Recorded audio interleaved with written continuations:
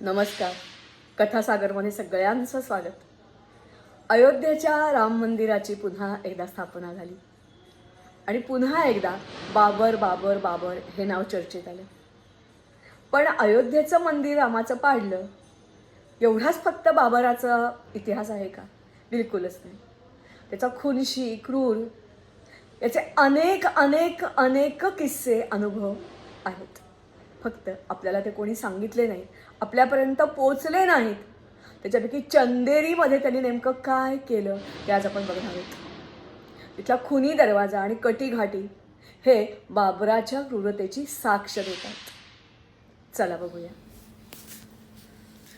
हाच तो चंदेरीचा किल्ला मध्य प्रदेशामधला, आजही असाच दिमाखात उभा असलेला, पण असंख्य आठवणींना कवटाळणारा हा खुनी दरवाजा, त्याकडे जाण्याचा हा मार्ग, भारतीय पुरातत्व यांच्या ताब्यात असलेला, जागोजागी बाबराच्या दुष्टतेचा आपल्याला अनुभव देणारा, ही कटीघाटी स्फोटकं देऊन डोंगर तोडला गेला.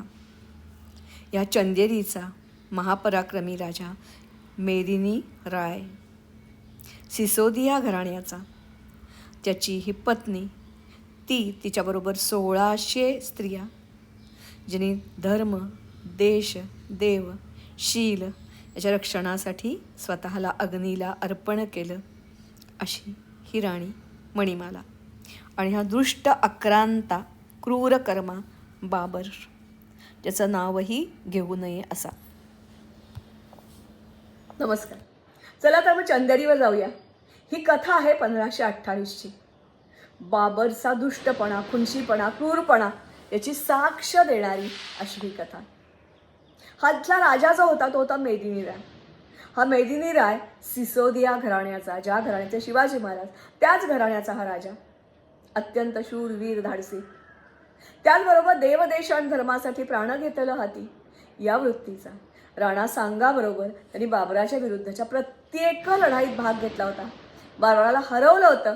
खांडव्याच्या लढाईमध्ये मात्र बिचाऱ्या राणा संघाचा पराभव झाला, राणा संघाचा खून झाला आणि मग हे सगळे छोटे मोठे राजे हे जणू काही पोरके झाले. आपापलं राज्य सुरक्षित ठेवणं एवढंच काम त्यांच्यापुरतं उरलं. बाबर हा प्रचंड खुनशी होता. राणा सांगाला साथ दिल्याचं निमित्त साधून त्यांनी मेदिनी रायवर 1528 चढाई करायचं ठरवलं. आग्र्यावरून तो निघाला.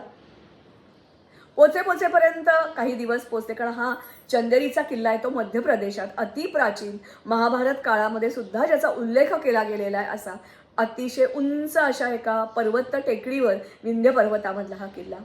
त्याच्या अवतीभोवती असंख्य डोंगर जणू काही किल्ल्याचं रक्षण करायला उभे असल्यासारखे. आणि किल्ल्याच्या खाली एक गाव, शहर, आजही मध्य प्रदेशामध्ये या नावाचा किल्ला आणि या नावाचं शहर अस्तित्वात आहे. बाबर जेव्हा पुढे सरकत होता त्याच्या लक्षात आलं की असं फिरून चंदेरीला जाणं खूप वेळ मोडणार आहे. त्याच्यापेक्षा त्यांनी ती जी घाटी होती ती तोडायचा निर्णय घेतला. त्याच्याकडे नाफ्ता होता, स्फोटकं होती, आणखीन बरंच काही काही होतं. त्यांनी बाकीची मंदिरं पण कशी पाडली आहेत याच्या जर तुम्ही कथा ऐकल्यात तर तुमच्या जीवाचा थरकाप झाल्याशिवाय राहणार नाही. एका रात्रीत ही घाटी तोडली गेली. आजही ती घाटी काटली गेलेली घाटी या नावाने प्रसिद्ध आहे.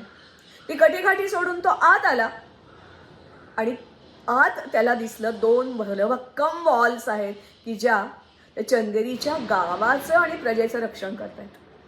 या वॉलवर तो तुटून पडला. त्याच्या सगळ्या तोफा, बंदुका नाकाम होत होत्या. त्या वॉल तुटत नव्हत्या.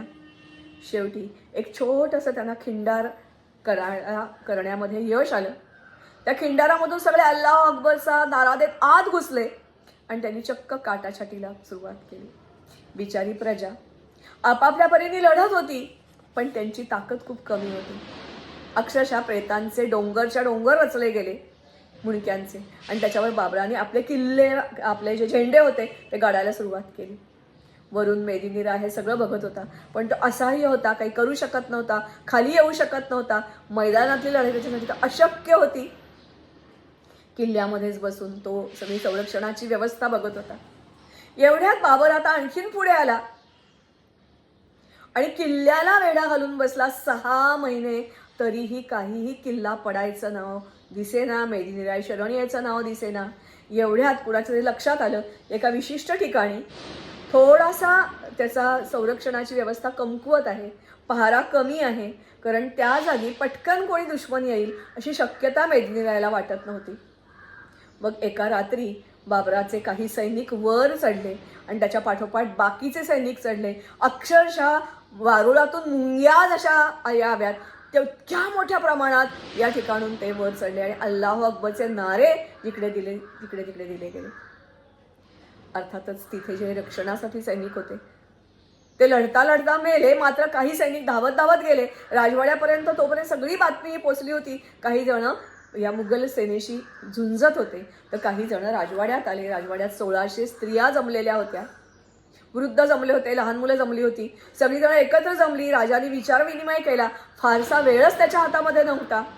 अशा वेळेला मणिबाला त्याची बायको आणि 1600 स्त्रियांनी जोहार केला.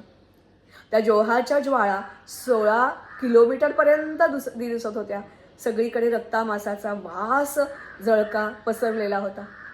खाली असलेल्या बाबराने हे बघितलं आणि त्याच्या लक्षात आलं की मेदिनीराय आता संपला, किल्ला सहजपणे हातात येणार, राजपुतांनी सरेंडर केलेला आहे असं म्हणून तो उत्साहाने चंदेरीचा किल्ला चढायला लागला.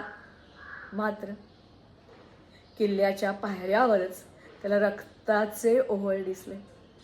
जो मेन गेट होता दरवाजाचा तिथपर्यंत रक्तामासाचा खच पडलेला होता. म्हणून त्या दरवाजाला नाव गेलं खुनानी, म्हणजेच रक्तानी रंगलेला खुनी दरवाजा. जसं बायकांनी स्वतःचं शील आणि धर्माच्या रक्षणासाठी जोहार केला, तसं बाकीच्या राजपुतांनी साका बांधला. कोणी लढत जे अपंग झाले, जखमी झाले, त्यांनी स्वतःला मारून घेत दुसऱ्याला मारत. एकही मनुष्य, एकही चिटपाखरू किल्ल्यात जिवंत शिल्लक नव्हतं. बाबराच्या तलवारीला काही कामच उरलं नव्हतं. त्याची चौथी बीबी त्याच्याबरोबर होती. असं म्हणतात की ती पण बेहोश होऊन तिथे पडली. अर्थातच बाबराला प्रचंड राग आला. त्यांनी सगळी मुणकी एकत्र केली. जागोजागी आपले झेंडे त्या ठिकाणी रोवले. तिथे राहावं असं मात्र त्याला वाटत नव्हतं. चंदेरीवर त्यांनी मुक्काम केला नाही. तो खालती निघून आला. ते नाव त्याचा बदलण्याचा प्रयत्न केला, पण ते रुळलं नाही. मात्र बाबराने आपलं जे आत्मचरित्र लिहिलेलं आहे त्या आत्मचरित्रात चंदेरीचा उल्लेख जरूर केला आहे, पण आपल्या देवदेश आणि धर्मरक्षणासाठी त्यांनी प्राणाचं बलिदान केलं अशा मेदिनीरायचाही उल्लेख नाही, मणिमालाचाही उल्लेख नाही. तेव्हा राजपुतांनी कसं स्वतःला संपवलं देवदेश धर्मरक्षणासाठी याचाही उल्लेख नाही. मला वाटते हे सगळं बघितलं, ऐकलं की खूप वाईट वाटतं. दुर्दैव एवढंच आहे की या सगळ्या गोष्टी आपल्यापर्यंत आल्या नाहीत. आज गेली काही वर्ष मी प्रयत्न करते आहे अशा गोष्टी तुमच्यासमोर आणायचा. स्वातंत्र्य मिळून 75 वर्ष होऊन गेली तरीही अजून आपण जागे झालेलो नाही. स्वातंत्र्य मिळालं याच आनंदात अजून आपण मग्न आहोत. नागरिक म्हणून कर्तव्यात आपण थोडे कमी पडतोय असं मला वाटतं. आपण जागे होऊया. असं काल एका मी भाषणाला ऐकायला गेले होते. असं म्हटलं की अयोध्येनंतर हिंदूंनी फक्त करवट बदलली आहे, हो, पण त्यांचे डोळे जाग आली आहे नाही असं झालं. हे सगळं जाणून घेऊया आणि मग आपण ठरवूया की खरोखरी थोडेसे पराभूत झालेले ज्यांना मरण आलं हे राजे ग्रेट होते की हे आक्रांता खुनशी ग्रेट होते. मला वाटते जसं आपल्या डोळ्यात अंजन घालणारी ही गोष्ट आहे, तसं बाबरी पडली म्हणून हळहळणारे जे आहेत त्यांनीही हे समजून घ्या की बाबर कोणीही उपकार करता नव्हता, दिलदार मनाचा नव्हता. त्यांनी भारतावर आणि भारताच्या प्रजेवर उपकार केले नाही, तर हाल केले. आमच्या लाखो लोकांना मारलं. त्या मारणाऱ्याचं खुनी गुणगान आपण थांबवलं पाहिजे. त्याच्या अस्तित्वाच्या ज्या खुणा आहेत त्या नष्ट केल्या पाहिजेत. म्हणजे मोदीजी म्हणाले त्याप्रमाणे कल्चरल रेव्होल्युशन केली पाहिजे. इव्होल्युशन उपयोगाचे नाही. जागे व्हा. ह्या सगळ्या गोष्टी वाचायला, तुम्हाला माहिती गोळा करायला कठीण असतात. म्हणून निरनिराळ्या पुस्तकातून, निरनिराळ्या लेखातून, निरनिराळ्या सोर्सेसमधून ही सगळी माहिती गोळा करून तुमच्यापर्यंत आणली आहे. तुम्हाला कळकळीची विनंती की ही सगळी माहिती ऐका, इतरांपर्यंत पोचवा, जागे व्हा. आपलं हे एक राष्ट्रकार्य आहे असं समजूया. हा हिंदू मुस्लिम डिव्हाइड नाही आहे, तर आमचं अस्तित्व, आमचा वारसा आम्हाला कळावा म्हणून हा प्रयत्न आहे. तेव्हा चला जागे व्हा. परत एकदा चंदेरी किल्ला, मेदिनी राय आणि त्याची पत्नी मणिमाला सगळ्यांचं प्रतिनिधित्व करणारे, त्यांना आपण नमस्कार करूया आणि निरोप घेऊया. नमस्कार. मेदिनी राय. हाच तो चंदेरीचा किल्ला ज्याने बाबराची क्रूरता अनुभवली, धर्म आणि स्वतःच्या शीलाच्या रक्षणासाठी जोहाराजीने केला, अग्नीला अर्पण झाली अशी ही मणिमाला.